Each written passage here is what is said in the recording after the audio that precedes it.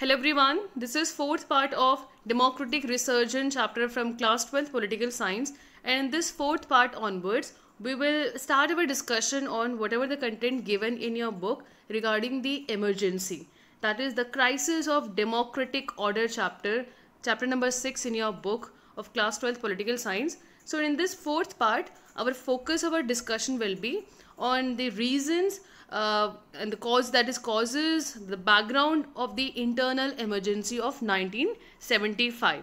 Let's start.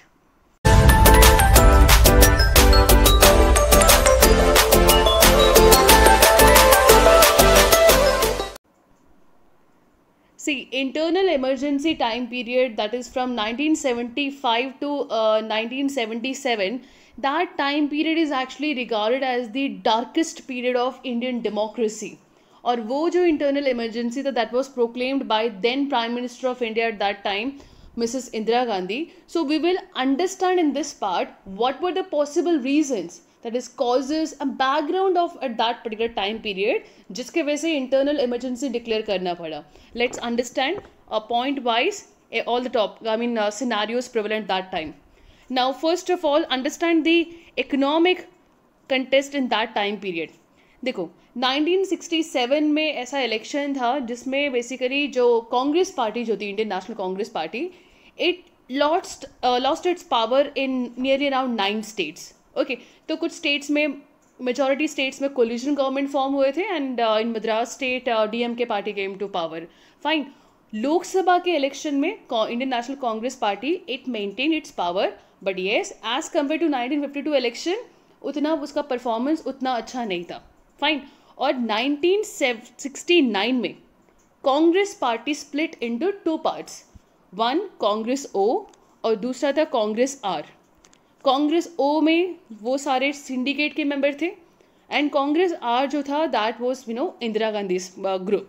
Okay, now split होने के बाद एक मिड टर्म इलेक्शन होते हैं दैट इज इन 1971, और इस मिड टर्म इलेक्शन में कांग्रेस ओ का जो स्लोगन होता है दैट वाज इंदिरा हटाओ, whereas slogan of Congress are that is Indira Gandhi's party उसका होता है गरीबी हटाओ, रिमूव पावर्टी. फाइन.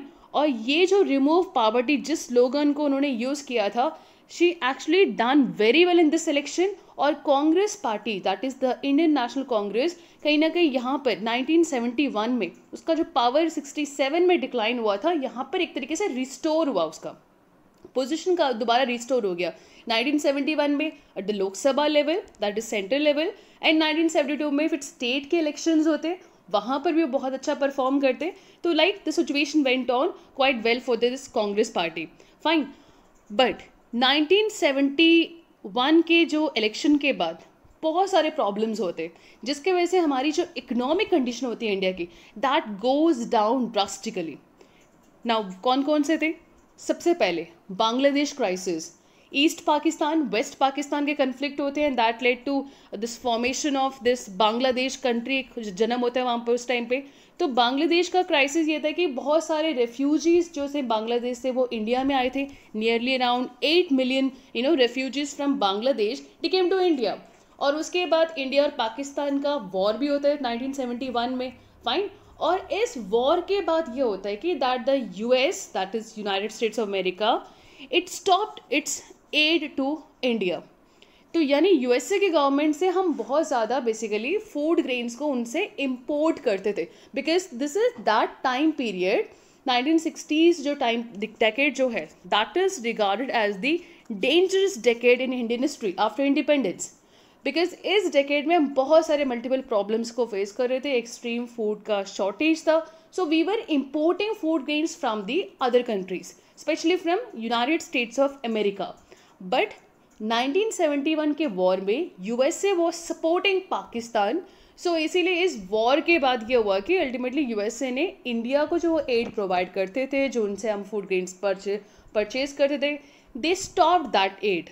फाइन. और इससे हमारे इंडिया में और ज़्यादा फूड ग्रेन्स की शॉर्टेज हुई. ठीक है. और उसी पर्टिकुलर टाइम पीरियड में 1973 वाला जो ईयर जो था उस टाइम पे इंटरनेशनल लेवल पे जो ऑयल प्राइस का जो रेट जो था क्रूड ऑयल का that was very high, it increased drastically. और इन सारे सिनारियों से वॉर के वजह से हमारी इकोनॉमी के ऊपर स्ट्रेन हुआ, यूएसए ने एड बंद कर दिया, इंटरनेशनल लेवल पे क्रूड ऑयल का प्राइसेस बहुत ज़्यादा हाई है। इन सारे रीज़न से ये हुआ कि जो भी मटेरियल कमोडिटीज़ इंडिया में अवेलेबल थे, their prices went up, and this this created problem for the weaker sections. बहुत ज़्यादा लोग पुअर थे, तो they face a lot of problem because the prices of the commodities was very very high at that time. For example see here 1973 में जो inflation जो था that was increased by 23%, and by 1974 it increased to 30%. So inflation was very high, चीज़ों के prices बहुत ज़्यादा है और corruption भी बहुत था इस टाइम पे, और इंडस्ट्रियल ग्रोथ बिल्कुल भी नहीं था। I mean it was there but it was very low, और अनएम्प्लॉयमेंट बहुत ज़्यादा था। एंड मॉनसून इन 1972 to 73 जो टाइम पीरियड था, उस टाइम पे मॉनसून का भी फेलियर हुआ। तो इन सारे रीजन से ये हुआ कि दैट जो हमारी इकोनॉमिक कंडीशन जो थी इंडिया में, it was disturb through out India, fine. और जो अपोजिशन पार्टी के मेंबर जो थे, दे स्टार्टेड ऑर्गेनाइजिंग प्रोटेस्ट, और वो स्टूडेंट्स के प्रोटेस्ट भी बहुत सारी जगह पे हुए थे। तो ये सारे कुछ ऐसे कलेक्टिवली रिस्पॉन्सिबल बन गए थे, एक एनवायरनमेंट उन्होंने क्रिएट कर दिया जिसके वजह से कहीं ना कहीं इंदिरा गांधी को इमरजेंसी डिक्लेयर करना पड़ा। तो ये थोड़ा सा बैकग्राउंड था regarding the economic condition at that time. और इसके बाद जितने भी इवेंट्स होते that were collectively made responsible for declaration of this internal emergency.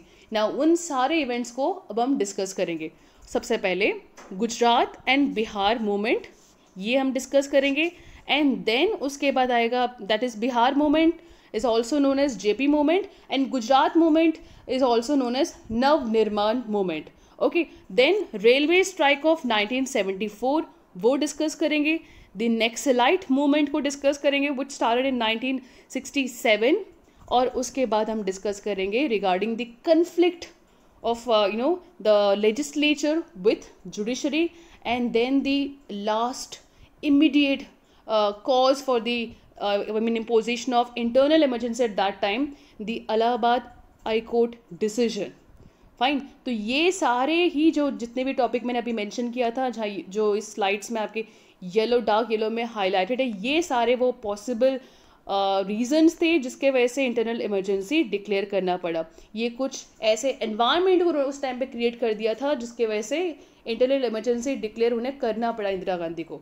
Okay, now let's discuss one by one, starting with the Gujarat movement that is Navnirman movement. Now Gujarat movement that is Navnirman आंदोलन। नवनिर्माण का मतलब होता है री इन्वेंशन और reconstruction, और गुजरात में 1974 जनवरी इस पर्टिकुलर टाइम में स्टूडेंट्स के बहुत ज़्यादा प्रोटेस्ट होते हैं against the rising prices of essential commodities, cooking oil, food वगैरह जो एसेंशियल कमोडिटीज़ होते हैं उन सभी के प्राइसेस बहुत ज़्यादा हाई थे। एंड देन करप्शन जो हाई प्लेसेस में, इन दोनों चीज़ों के अगेंस्ट बेसिकली दो मेन इश्यूज थे जिनके अगेंस्ट स्टूडेंट्स के प्रोटेस्ट थे। और उस प्रोटेस्ट में जो मिडिल क्लास के लोग हैं वो भी ज्वाइन होते हैं, और बहुत सारे स्टूडेंट्स यहाँ पर ज्वाइन करते हैं, और अपोजिशन पार्टी के जो मेंबर्स हैं they also join in support of students against the government, कि वो गवर्नमेंट के अगेंस्ट मूवमेंट ऑर्गेनाइज करते हैं। और यहाँ पर वहाँ पर की जो गवर्नमेंट होती है गुजरात में in that time period that was Congress government, centre में भी कांग्रेस गवर्नमेंट है। तो इनका ये डिमांड होता है कि दैट यहाँ पर जो स्टेट में कांग्रेस की गवर्नमेंट है that should be dissolved, okay, it should be dissolved, और यहाँ पर फ्रेश इलेक्शन होना चाहिए। उस टाइम पे जो अपोजिशन में बहुत ज़्यादा प्रोटेस्ट कर रहे थे that was Morarji Desai, one of the prominent leader at that time.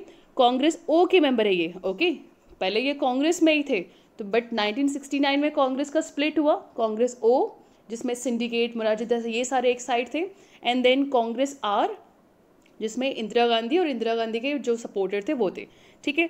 तो मोरारजी देसाई और जो प्रोमिनेंट बाकी जो अपोजिशन पार्टी के मेंबर्स थे while protesting they demanded that कि यहाँ पर जो कांग्रेस की गवर्नमेंट है दैट शुड बी डिसॉल्व्ड, और यहाँ पर फ्रेश इलेक्शन होना चाहिए, okay.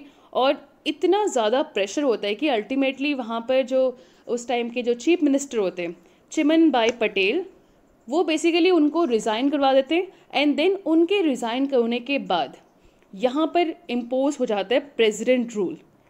Fine, president rule impose हो जाते हैं, and then with the intense pressure from the opposition, from students, ये जो प्रोटेस्ट चल रहे थे, अल्टीमेटली ये होता है कि सेंट्रल गवर्नमेंट यहाँ पर डिसाइड करती है कि यहाँ की जो असेंबली है वो डिसॉल्व हो जाती है, और उसके बाद फ्रेश इलेक्शन होते हैं इन जून 1975, और इस इलेक्शन में कांग्रेस जो पार्टी जो होती है वो डिफीट हो जाती है, और यहाँ पर जनता मोर्चा एक अलग कोलिशन गवर्नमेंट जो है इस्टेब्लिश होती है।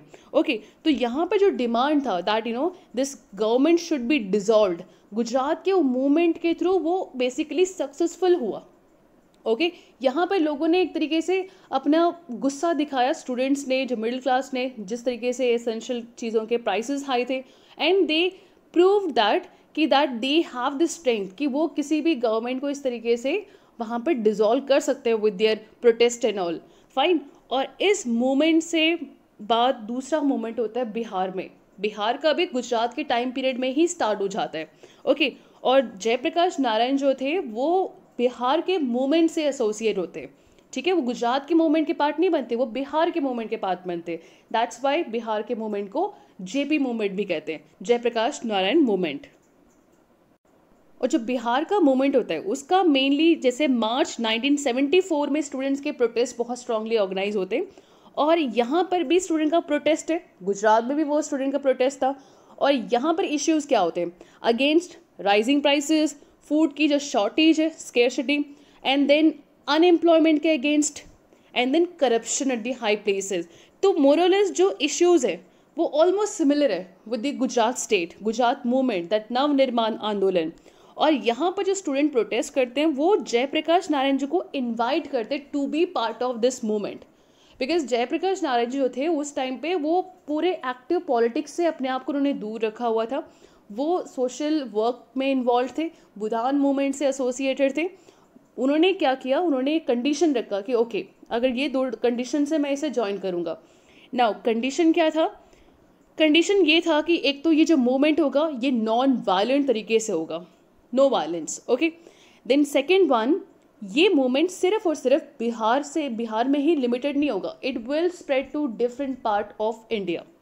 फाइन, और विद दैट जयप्रकाश नारायण जी इस मूवमेंट को ज्वाइन कर लेते हैं, उनके इन्विटेशन को एक्सेप्ट कर लेते हैं, और यहाँ पर अपोजिशन पार्टी के मेंबर्स भी इस मूवमेंट में जुड़ जाते हैं, बहुत सारे अपोजिशन पार्टीज के मेंबर्स। और एक तरीके से जो स्टूडेंट मूवमेंट हुआ था, अब यहाँ पर अपोजिशन पार्टीज भी है, तो एक तरीके से पॉलिटिकल कैरेक्टर, पॉलिटिकल नेचर बन जाता है इसका। और ये मूवमेंट एक लोकल लेवल का नहीं होता है, यहाँ पर और भी बहुत सारे स्टेट्स में इन सपोर्ट ऑफ दिस मूवमेंट होते हैं, तो एक तरीके से नेशनल कैरेक्टर बन जाता है। ओके, और डिफरेंट वॉक्स ऑफ लाइफ से और भी लोग इस मूवमेंट को ज्वाइन करते हैं। तो ज़्यादातर नॉर्थ इंडिया में बेसिकली यहाँ लोग जो थे इस मूवमेंट के स्ट्रांगली उन्होंने पार्ट लिया, और जयप्रकाश नारायण जी ने काफ़ी ज़्यादा स्प्रेड करने की पूरी कोशिश करी थी। ठीक है, जयप्रकाश नारायण जी के कुछ डिमांड होते हैं ड्यूरिंग दिस मूवमेंट। सबसे पहले उनका ये डिमांड था कि दैट जो बिहार में गवर्नमेंट है, वहाँ की विधानसभा है, अब देखो बिहार में भी कांग्रेस जो गवर्नमेंट जो थी वो कांग्रेस की थी, जैसे गुजरात में भी कांग्रेस थी। दैट मीन्स गुजरात में वहाँ की विधानसभा भी कांग्रेस पार्टी है, सेंटर में भी कांग्रेस गवर्नमेंट है, एंड देन बिहार स्टेट में भी कांग्रेस गवर्नमेंट है। तो यहाँ पर जयप्रकाश नारायण जी क्या कहते हैं, वो गुजरात मूवमेंट से काफ़ी इंस्पायर होते हैं, और वो ये कहते हैं कि यहाँ पर भी जो बिहार में कांग्रेस की गवर्नमेंट है that should be dissolved. Okay, और फिर वो ये कहते हैं कि टोटल रेवोल्यूशन होना चाहिए, total revolution in all the angles, socially, economically, politically, पूरे तरीके से ट्रांसफॉर्मेशन, रेवोल्यूशन होना चाहिए, तभी हम ट्रू डेमोक्रेसी को एस्टैब्लिश कर सकते हैं। फाइन, और ये टोटल रेवोल्यूशन के बारे में अपने पार्ट 1 में भी डिस्कस किया था, तो यहाँ पर हमें जो मूवमेंट के ज़्यादा कंसर्न में डिस्कस करना है। ओके, और इसके वजह से ये होता है कि बहुत ज़्यादा डिफरेंट प्लेसेस में जो प्रोटेस्ट काफ़ी स्ट्रॉन्ग हो जाते हैं, बंद, घेराव, बेसिकली जो गवर्नमेंट के फंक्शनिंग है उसे जयप्रकाश नारायण जी कहते हैं कि उसे ऑब्स्ट्रक्ट करो, और इवन टैक्सेस वगैरह पे करना बंद कर दो। ओके, तो बेसिकली लोग यहाँ पर डिसओबे कर रहे हैं the orders of the government. Fine, strikes वगैरह काफ़ी ज़्यादा यहाँ पर स्प्रेड हो जाते हैं, बट बिहार की जो गवर्नमेंट होती है वो रिज़ाइन नहीं करती। यहाँ पर सेंट्रल गवर्नमेंट, गुजरात के मूवमेंट ये हुआ कि दैट उनके प्रेशर के वजह से वो गुजरात की विधानसभा को डिसॉल्व कर देते हैं, बट बिहार में जो उनका डिमांड होता है कि यहाँ के गवर्नमेंट को सरकार गिरा दो, डिसॉल्व कर दो, वो सेंट्रल गवर्नमेंट उसको एक्सेप्ट नहीं करती। ओके और इस तरीके से मूवमेंट जो होते हैं वो काफ़ी ज़्यादा फिर भी स्प्रेड होते रहते हैं। एक तरीके से नेशनल पॉलिटिक्स को ये मूवमेंट काफ़ी ज़्यादा इन्फ्लुएंस करता है। और at the same time Jayaprakash Narayan जो थे वो इस बिहार मूवमेंट को other part of the country वो काफ़ी ज़्यादा इसको स्प्रेड करते। जैसे 1975 में वो उन्होंने एक बहुत ही इम्पॉर्टेंट मार्च बेसिकली लोगों के थ्रू, पार्लियामेंट के थ्रू पास मार्च किया था। एंड वो एक लार्जेस्ट पॉलिटिकल रैली थी against the central government at that time. उसमें अपोजिशन पार्टीज़ के बहुत सारे मेंबर्स ने ज्वाइन किया, जो भी नॉन कांग्रेस अपोजिशन पार्टी के मेंबर्स थे, जैसे BJP, Congress O, Bharatiya Lok Dal, socialist party, they all joined in that march towards the parliament. Okay और वहाँ पर ऐसे नारे लग रहे थे कि that JP versus Indira Gandhi. तो यहाँ पर जो अपोजिशन मेंबर्स थे वो ऑल्टरनेट देख रहे थे कि इंदिरा गांधी के अगेंस्ट ऑल्टरनेट क्या है, that is JP, Jayaprakash Narayan ji. Fine, ऐसे ये मूवमेंट काफ़ी ज़्यादा स्ट्रांग हो जाता है। ओके बट जयप्रकाश नारायण जी का जैसा मूवमेंट उस टाइम पे हुआ था उसको क्रिटिसाइज भी किया जाता है। Now why criticize on these grounds? JP के जो आइडियाज़ थे, जिस तरीके से वो मास एजुटेशन करवा रहे थे, कहीं ना कहीं लोग उसको क्रिटिसाइज करते हैं कि okay he should have waited for 1976 election. 1971 में मिड टर्म इलेक्शन हुआ, तो नेक्स्ट इलेक्शन कब होगा? After 5 years, that is in 1976। Okay तो अगर लोग इतने ही डिससेटिस्फाइड है with the kind of role she is playing and the kind of economic reform she is doing, या फिर जिस तरीके से करप्शंस है, बहुत ज़्यादा प्राइजेस हाई है, लोग इतने ही डिससेटिस्फाइड है, तो इलेक्शन में उसका लोग अकॉर्डिंगली वोट करेंगे and it will be done in a very systematic manner. इन सारे प्रोटेस्ट की क्या ज़रूरत थी? तो people criticise that way also. ऐसे कि ये इस तरीके से जो मास एजुटेशन जो था that is not required, this is a kind of perception of different group. Okay and criticism और इस सेंस में भी होता है that the movement was against the Congress, वो एंटी कांग्रेस है, एंटी गवर्नमेंट नहीं है। ओके दैट वहाँ पर मेन फोकस क्या हो रहा है कि कांग्रेस के गवर्नमेंट को डिसॉल्व कर दो। गुजरात में भी ये हुआ, बिहार में भी वही डिमांड था। तो गवर्नमेंट के अगेंस्ट नहीं है, they are actually against the Congress party and against the Indira Gandhi, and that's why Indira Gandhi believed at that time कि ये जो मूवमेंट हो रहा है, ये प्रोटेस्ट हो रहा है, this is basically self interest के लिए हो रहा है कि कांग्रेस के अगेंस्ट हो रही है। फाइन, ये बेसिकली था रिगार्डिंग दी दिस वन। और 1974 में जो बिहार मूवमेंट जो था that got that lost its momentum by 1974 time period. But 75 में फिर एक बहुत ही इंपॉर्टेंट डिसीजन आता है, that is the Allahabad high court decision. उस डिसीजन के बाद ये जो जयप्रकाश नारायण जी का मूवमेंट जो है वो और ज़्यादा बूस्टअप होता है। और उसके बाद उनका डिमांड होता है कि not just remove Congress government from Bihar, अब उनका मेन डिमांड होता है इंदिरा हटाओ, कि इंदिरा को ही गवर्नमेंट से रिमूव करो, she should be remove from the power because she is undemocratic way she is doing the function, और वो बहुत ज़्यादा करप्ट नेचर से काम हो रहा है। राइट, उसके कुछ इंपॉर्टेंट वो इलाहाबाद के डिसीजन को जब हम डिस्कस करेंगे तो वहाँ पर ये कॉन्सेप्ट क्लियर हो जाएगा। फाइन, तो this is about the Bihar and Gujarat movement. Now let's look at the railway strike of 1974। See 1974 में the national coordination committee for railway men struggle, George Fernandes एक नेशन वाइड स्ट्राइक डिक्लेयर कर देते हैं by all the employees of the largest public sector that is railway. Fine, और उनके कुछ demands होते हैं which are opposed by the government, that is demands related to bonus और उनके सर्विस कंडीशंस, कि जो भी वर्कर्स रेलवे डिपार्टमेंट में उनके जो बोनस सर्विस कंडीशंस है, जो डिमांड्स है, वो गवर्नमेंट फुलफिल नहीं कर रही थी।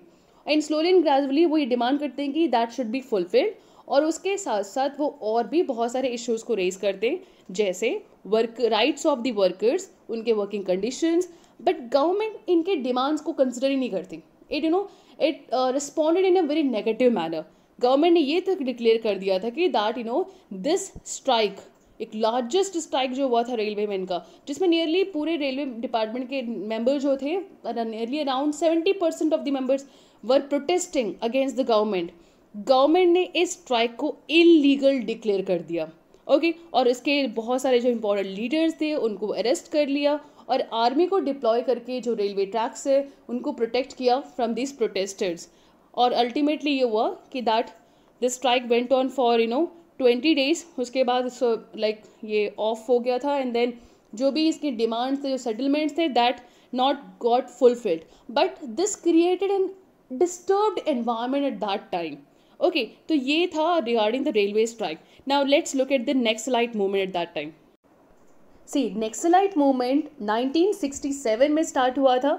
बेसिकली ये एक नक्सलबाड़ी विलेज है दार्जिलिंग डिस्ट्रिक्ट में इन वेस्ट बंगाल, वहाँ पर स्टार्ट हुआ था। वहाँ के जो पीजेंट्स हैं उन्होंने एक तरीके से एक मूवमेंट स्टार्ट कर दिया था एंड उस मूवमेंट को वहाँ के जो लोकल लीडर जो थे of this CPIM party, that is communist party of India Marxist, वो इस मूवमेंट को बेसिकली वहाँ पर लीड कर रहे थे।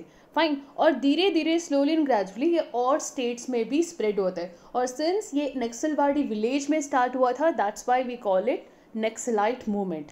ठीक है, अब यहाँ पर 1969 में ये होता है कि जो CPIM पार्टी जो है उनके अंदर ओपिनियन जो होते हैं रिगार्डिंग द आइडियोलॉजी, वो डिफरेंसेस क्रिएट होते हैं and that led to split of CPIM party. Okay, और स्प्लिट होके एक तो CPIM के जो मेंबर्स हैं उसी में रहते हैं, बाकी जो उसके अलग आइडियोलॉजी के मेंबर्स जो हैं वो अलग हो जाते हैं and that it creates the formation of CPIML, that is CPI Marxist and Leninist. और इनके लीडर कौन होते हैं? चारू मजुमदार।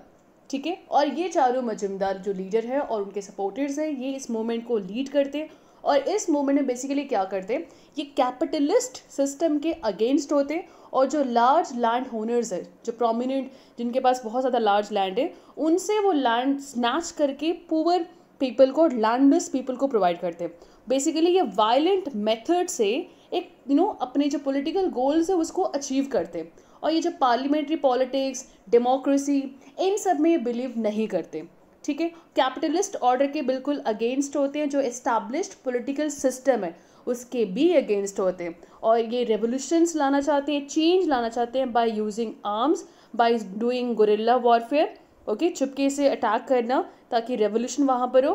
तो आज के टाइम पर अगर हम देखें नक्सलाइट मूवमेंट से कौन कौन से रीजन में अफेक्टेड है, that is nearly 9 states are affected by this Naxalite movement. 9 states में 75 डिस्ट्रिक्ट्स ऐसे हैं जो इस मूवमेंट से अफेक्टेड है। ओके, नाउ इनके डिमांड्स बेसिकली क्या होते हैं, यहाँ पर जितने भी जगह पे डिस्ट्रिक्ट में जहाँ पर नक्सलाइट मूवमेंट्स हो रहे हैं, they are basically backward areas, Adivasi population है वहाँ पर मेनली। ओके, और यहाँ पर जो लोग रहते हैं, जो काम करते हैं, जैसे share croppers, under tenants, small cultivators, इनके साथ बेसिकली जो बेसिक राइट्स है उनका वायलेशन होता है और जो वो प्रोड्यूस करते हैं उन्हें उतना पेमेंट नहीं मिलता। That means they are not getting fair wages for their work या fair payment for whatever they are producing, और फोर्स्ड लेबर होते हैं और इनके रिसोर्सेज को आउटसाइडर्स एक्सप्लॉइट करते एंड देन जो मनी लेंडर्स है वो भी एक्सप्लॉइट करते। तो इन सारी नेगेटिव चीज़ें जो है इनके अगेंस्ट ये सारे लोग जो फार्मर्स है बेसिकली नक्सलबाड़ी विलेज में ये मूवमेंट स्टार्ट कर देते 1967 में। और स्लोली एंड ग्रेजुअली इन्हीं के आइडियोलॉजी के बेसिस पे और भी बहुत सारे जो बैकवर्ड एरियाज़ हैं जहाँ पर मेनली आदिवासी डोमिनेशंस है, उन जगहों पे ये स्प्रेड होना स्टार्ट हो जाता है।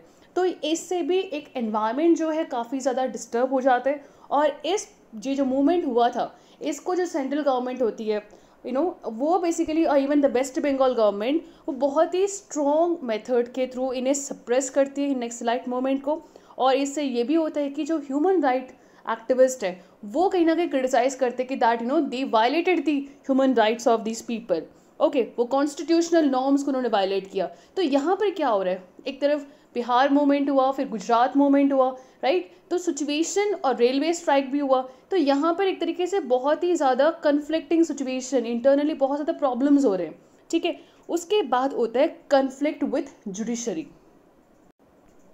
सी, जुडिशरी के साथ कन्फ्लिक्ट क्या होता है, इस पर्टिकुलर टाइम पीरियड में बहुत ज़्यादा डिफरेंसेस हो जाते हैं between the judiciary and the legislature, that is the law making body parliament. Okay, that who is superior, parliament is superior और जुडिशरी सुपीरियर। और पार्लियामेंट के पास क्या पावर जो है इसके अमेंडमेंट करने के constitution, is that unlimited? Fine, तो यहाँ पर 3 इश्यूज रेज होते हैं on the power of the parliament. First one constitutional issues है ये। Okay, first one is that parliament का ये कहना होता है कि that since members of the parliament are elected by the people, so they are law making, so they are supreme, so they have the right to curtail the fundamental rights also through, अगर कोई amendment होता है वहाँ पर fundamental rights का curtail होता है, they can do that, they say this. But Supreme Court said that they don't have the power to curtail the fundamental rights, कि वो कोई भी ऐसा amendment नहीं कर सकते हैं जहाँ पर fundamental rights का violation हो, number 1. Number 2, Parliament said that they have the power to curtail the right to property by doing amendment. Again, Supreme Court says that you don't have the power to curtail the right to property. आप किसी का भी fundamental rights, कोई भी fundamental rights आप नहीं कर सकते हो curtail through your amendment process. Then third issue ये होता है कि then Parliament amend करते हैं कि that to implement the directive principles of state policy, जिसमें वेलफेयर गोल्स मेंशन्ड है, तो ज़्यादा लोगों के वेलफेयर की बात करता है, तो वो डीपीएसपी को इम्प्लीमेंट करने के लिए अगर वो फंडामेंटल राइट को किसी का वायलेट होता है then they can do that.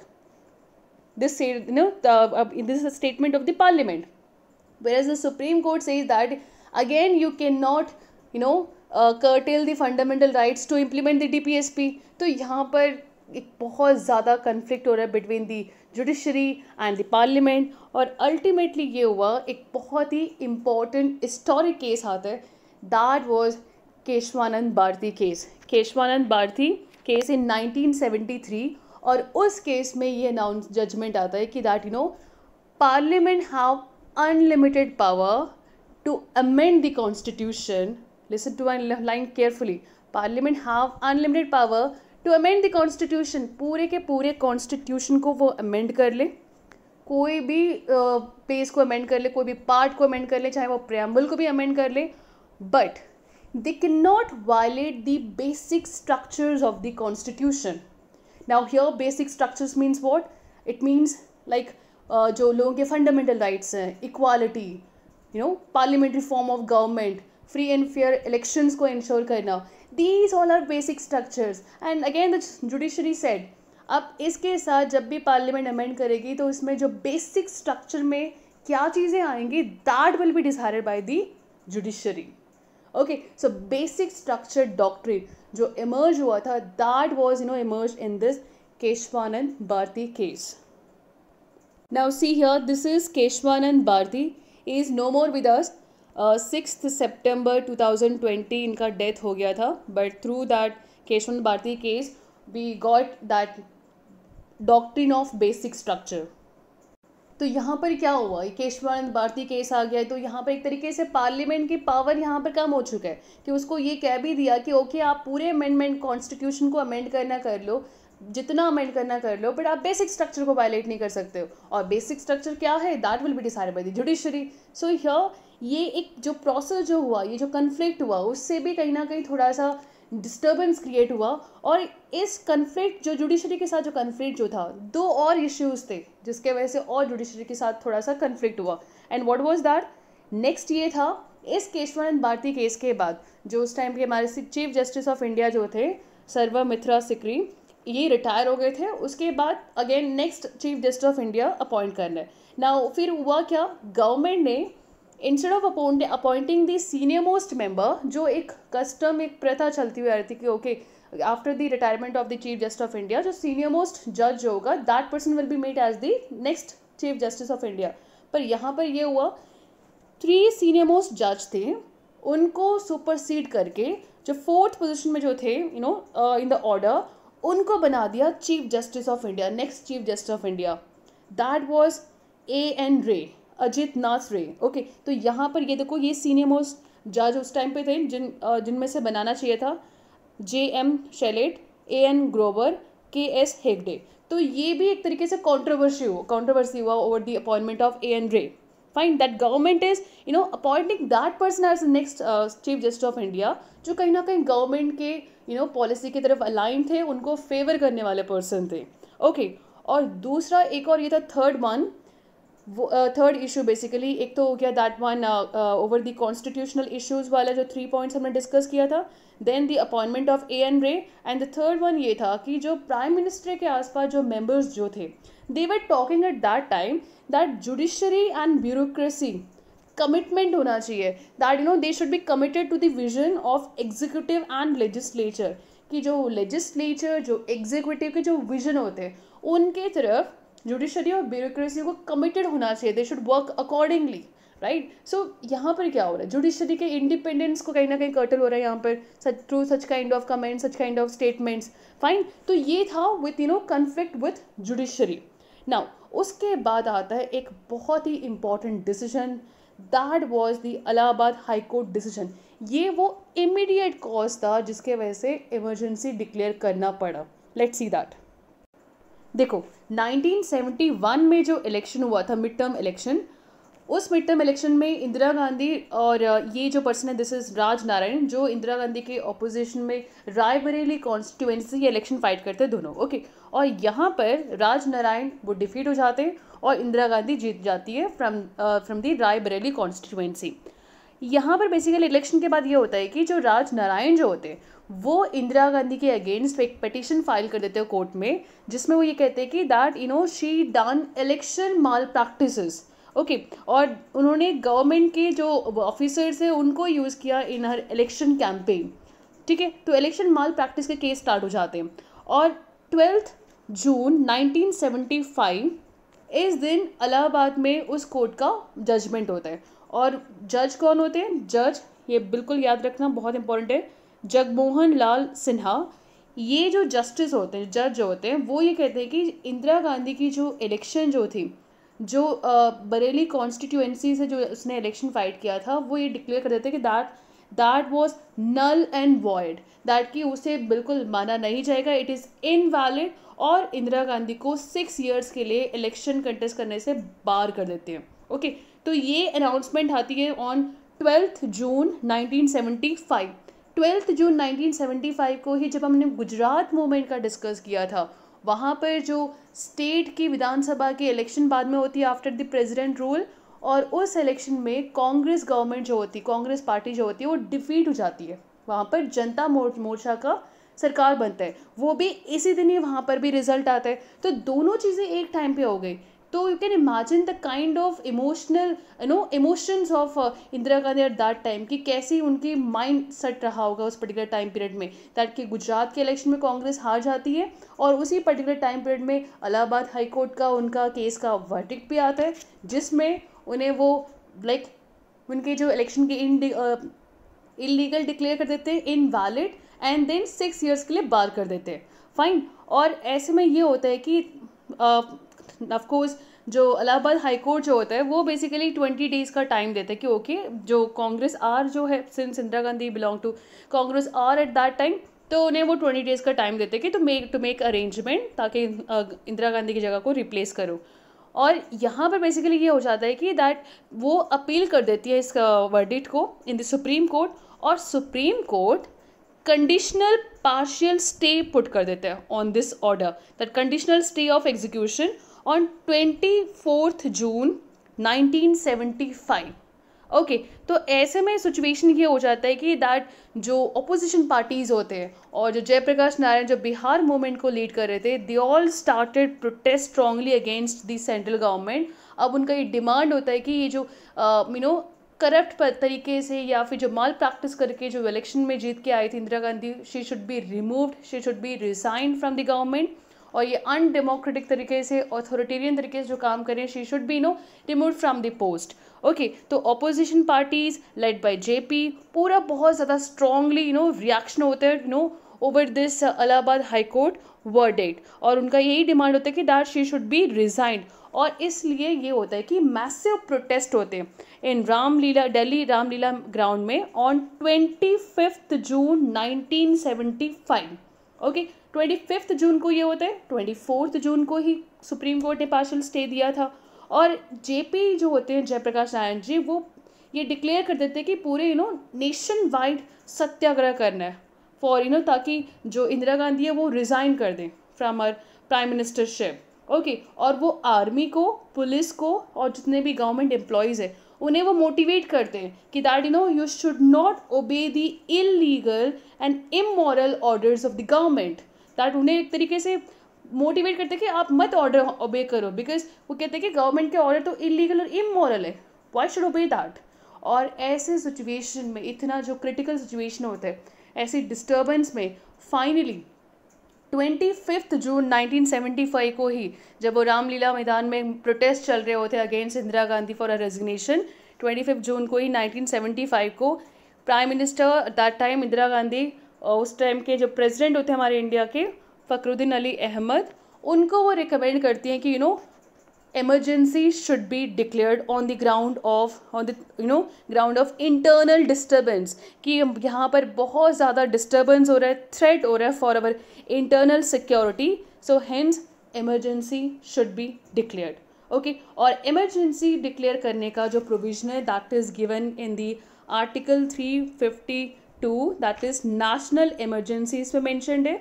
और नेशनल इमरजेंसी, सबसे पहले ये समझो कि इमरजेंसी होता क्या है। इमरजेंसी मतलब ये हो गया कि एक तरीके से एक एक्स्ट्रा ऑर्डिनरी कंडीशन जिसमें नॉर्मल जो पॉलिटिक्स है, जो नॉर्मल गवर्नमेंट की फंक्शनिंग है, ऐसे वो नॉर्मली वो फंक्शन नहीं कर सकता है ऐसे टाइम पे, राइट, बिकॉज बहुत ज़्यादा प्रोटेस्ट हो रहे हैं, बहुत ज़्यादा डिस्टर्बेंस है। तो ऐसे एक्स्ट्रा ऑर्डिनरी कंडीशन में गवर्नमेंट के पास ज़्यादा पावर होना चाहिए, and that power, that emergency provision is given in the constitution.